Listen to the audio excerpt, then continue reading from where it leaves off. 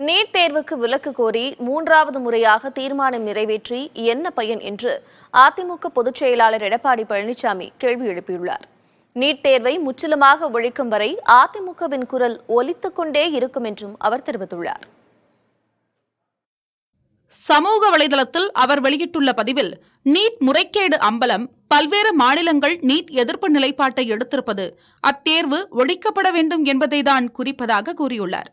38 எம்பிக்களை வைத்திருந்தபோது NEET ஒழிப்புக்கு திமுக துரும்பை கூட கிள்ளி போடவில்லை என விமர்சித்த எடப்பாடி பழனிசாமி, தற்போது 40 எம்பிக்கள் இருந்தும் நாடாளுமன்றத்தில் நீட் குறித்த தீர்மானத்தை கொண்டுவராமல் சட்டப்பேரவையில் மூன்றாவது முறையாக தீர்மானம் நிறைவேற்றி என்ன பயன் என வினவியுள்ளார். நீட் விலக்கு தீர்மானம் திமுக அரசின் மற்றொரு அரசியல் நாடகம் என்றும், கள்ளக்குறிச்சி கள்ளச்சாராய மரணங்களை மடைமாற்ற நினைக்கும் பயனற்ற அரசியல் வித்தைகளை மக்கள் இனியும் நம்புவதாக இல்லை என்றும் அவர் விமர்சனம் செய்துள்ளார்.